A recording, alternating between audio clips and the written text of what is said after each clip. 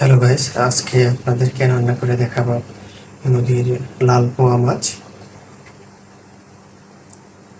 এটা ভাজি করব আর ভাজি করব পাট শাক। এখানে কিছু পাট শাক নেওয়া হয়েছে আর করব চাটনি। এখানে চাটনি আছে, কিছু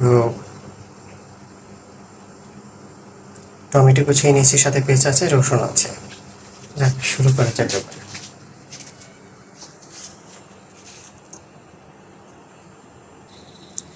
এখানে হালকা তেল দিয়েছি, সয়াবিন তেল। আপনারা চাইলে সরিষার তেল দিয়ে রান্না করতে পারবেন।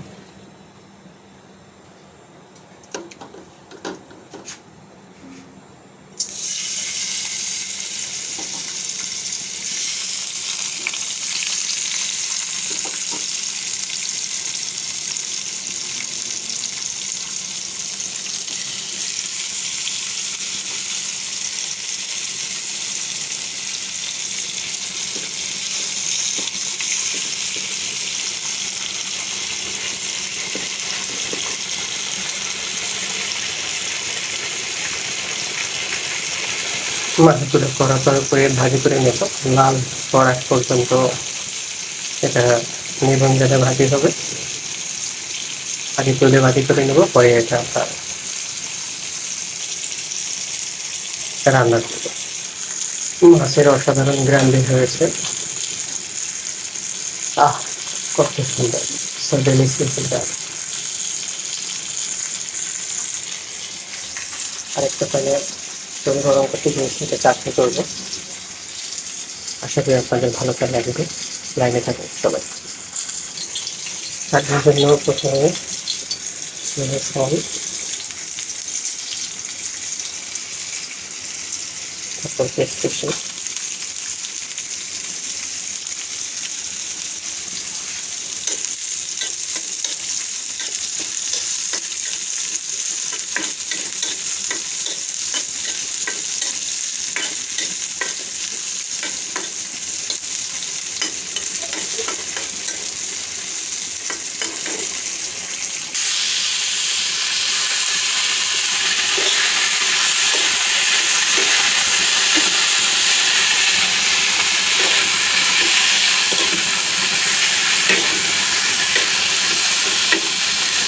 টমেটো নিয়ে নিলাম।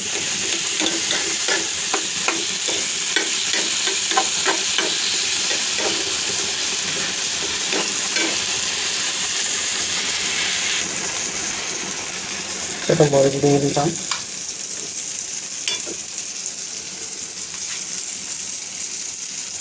তাতে ধনিয়া আর জিরা,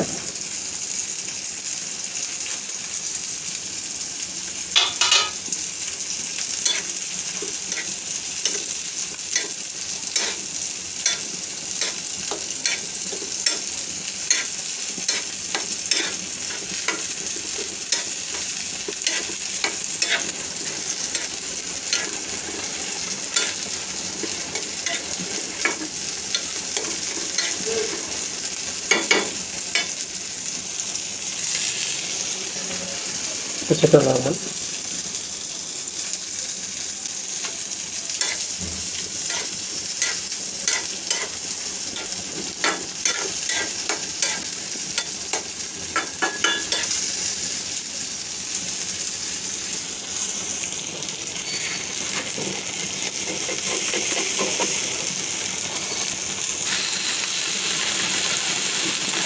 মাছগুলো উঠাতে গিয়ে ভেঙে ফেলেছি।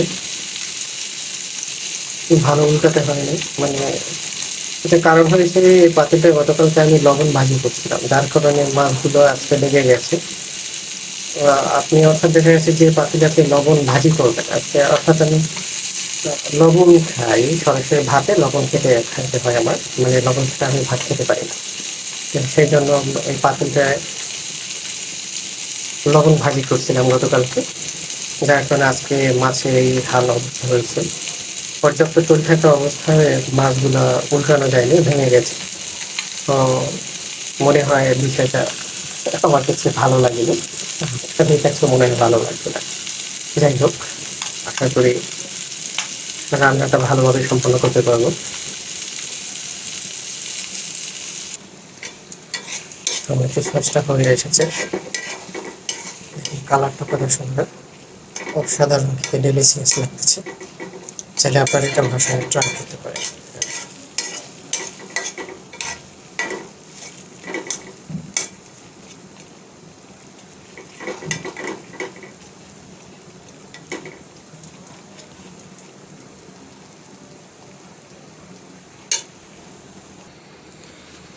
এখানে মশলার এই কষানো পানিটা মাছের ভিতরে সব দিয়ে রেখেছি।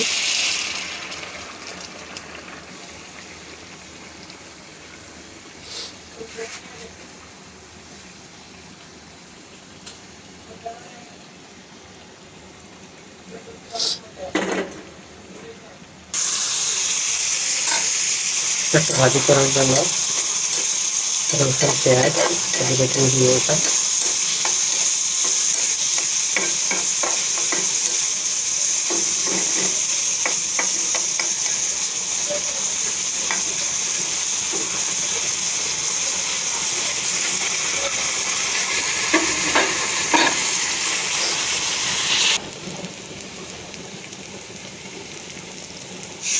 দিয়ে দিতে।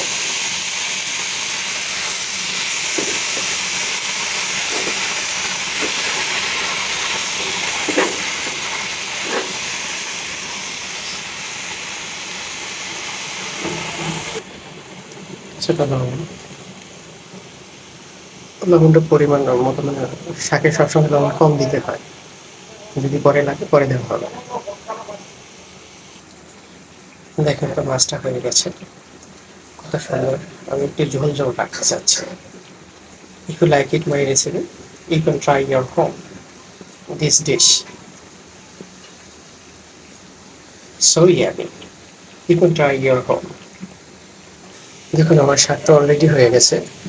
অবশ্যই আপনি বাসায় শাক যখন রান্না করবেন, শাকে কিন্তু কখনোই হলুদ ব্যবহার করবেন না, কারণ এটা শাকের ন্যাচারাল যে একটা বিষয় আছে, ওই বিষয়টা থাকে না। সুতরাং আপনি সবসময় চেষ্টা করবেন শাকে হলুদ না দেওয়ার জন্য, কারণ শাকে হলুদ দিলে আপনি ন্যাচারাল যে একটা ফিলিং আছে এই জিনিসটা পাবেন না।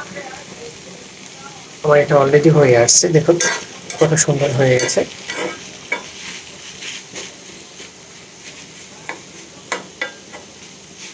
আর আপনি শাকে অবশ্যই কখনো ধনিয়া গুঁড়া, জিরার গুঁড়ো এগুলো ব্যবহার করবেন না, তাহলে শাকের কিন্তু যে একটা স্বাদ, ওই স্বাদটা আপনি পাবেন না। শাকের যে স্বাদটা, এটা নষ্ট হয়ে যাবে। আমার শাকটা হয়ে গেছে, এখন উঠিয়ে নেব। আপনি চাইলে বাসায় এটা ট্রাই করতে পারেন।